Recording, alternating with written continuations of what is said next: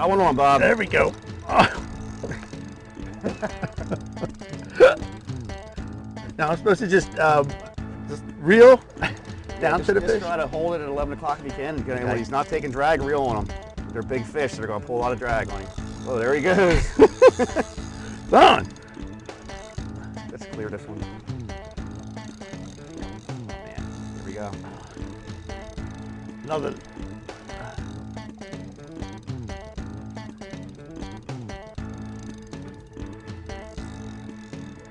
Yeah. Well, I tell you what, this is getting to be pretty interesting now. Big fish. Yeah. Yeah, he doesn't. He gave me a little bit there. I get to pull out of your way for you, Bob. Yeah. Gave me a little bit.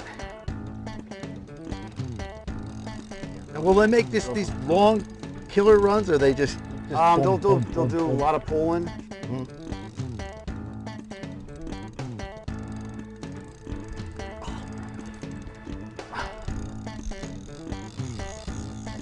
I think it was on the other line.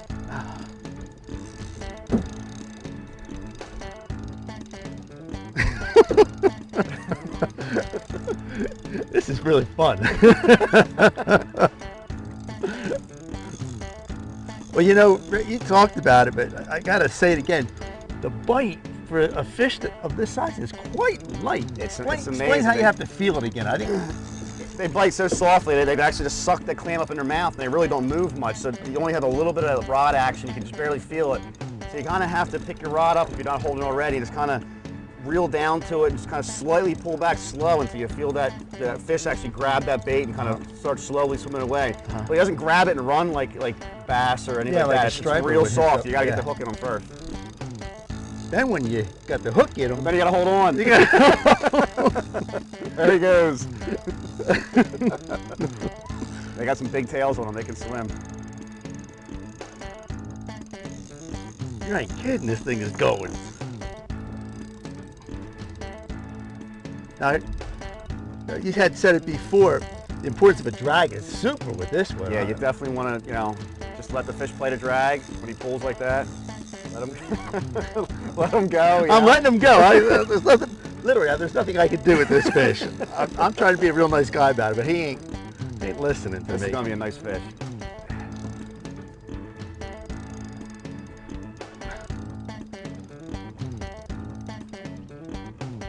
Okay, if I can pump him like this a little bit. 100%. You want to reel down to him and then pull back as slow as possible and try to, ease him back to the boat and reel down. And then when he takes some blistering runs, hold on. I want you to know, I asked for a fighting chair, but they wouldn't give it to me.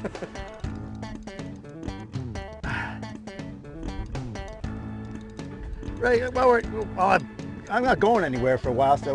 You can follow the fish over if you like. Okay. Let's talk about seasons and that kind of stuff. What do we have for a season on the drumfish? The season usually starts in the end of April. They really follow the moons. It's usually like that first full moon or that last full moon in April, the first new moon. And then that first full moon in May is great. They like the moon phases, a lot of strong running tide. Now they're in here to spawn, am I correct? Yeah, they come up in the river, in the bay here to spawn. And then usually around that first full moon of June, we'll start heading out of the bay. And then they go out into then they'll head to the ocean and... Yeah, then they'll head into the ocean, and after they get there, we don't really know where they go. Well, I know where this one's going. He's going to Delaware.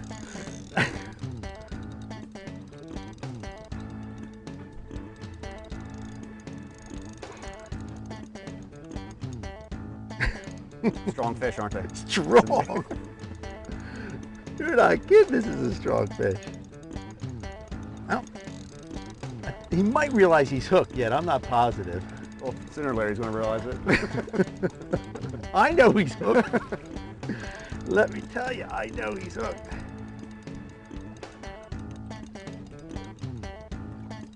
Now, when is the best time? Is it April, the best time to come down here for the Mid-May is the best time to fish for them. That's when we get the larger fish, and the fishery's a lot better at that time of year. So in April, the fish are smaller? Yeah, it's just like the smaller ones come in first. And we try not to target the smaller ones as much because this fish have the opportunity to get up to 100 pounds. So you want to try to target the bigger fish. Let the small ones grow up. I think you targeted a pretty big fish here, I think we friend. did.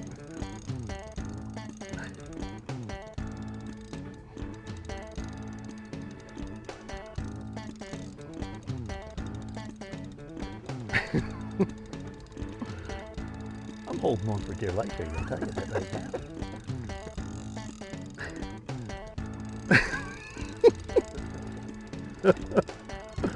It's nice to see a fish that big in the Delaware Bay, isn't it? Isn't that something? Well, I'm not going anywhere, like I said before. Talk about the Delaware Bay and the fishery that you actually have down here, Ray. I think it's a great fishery down here. We have a great flounder season. We have some artificial reefs. We have some togging. Obviously the Cape May rips for striped bass, and do some chunking up in the bay for larger striped bass. Well, the rips actually got you down here, am I correct? Yeah, that's why I started coming down here, just the thrill of the striper, fishing the stripers and the Cape May rips. It's an exciting fishery. And then, like you said, you can move, if you get a bad wind, you can go out to the ocean. Yeah, we have the ability, if wind's blowing a certain way, we can go and fish the ocean front. You know, if it's blowing another way, we can come out in the bay here and fish in the bay. So we have a lot of opportunities to target different species. Oh, I think he decided to not.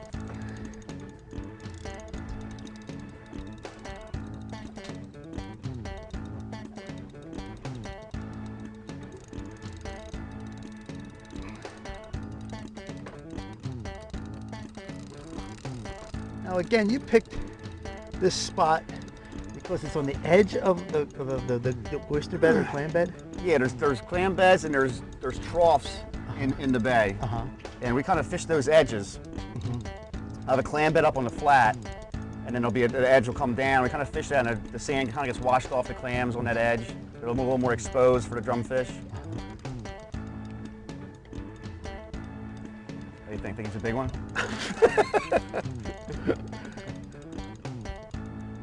You sure I don't have like a tugboat or anything, do I? I didn't catch one of those boats. Yeah, they have some giant tails on. They can really push in the current. Now this is a black drum, am I correct? Yeah, this is a black drum, not a red drum. And now what's the limits on that as far as keeping the fish? If you want to target the fish to keep, you can keep 3 per man. And they have to be over 16 inches long. But we obviously try to target them, and we don't like to keep anything under 40 pounds. Yeah, just something under 40 pounds. Just going to keep that one. Yeah. Right. Well, again, I'm busy here. We talked about keeping the fish, and you said it's a very good eating fish. And you like to, how do you like to cook it? Actually, we cook it like veal parmesan. It has a kind of a porky veal kind of flavor. Oh, so it's not fishy. Not fishy like at all. People would think. No. All right, now I want you to tell our listeners about your secret with the ribs. Tell them about that. So now the drum ribs are delicious. Drum ribs. Yeah, if you get the big ones, you cut them out. Put some dry rubble in there, just like you would a pork rib or a beef rib, and throw them on your grill, and put a little barbecue sauce on them. They are the best. Well, I tell you what, if I get this show done within this day, we might be able to get try one. Get one of these on the grill.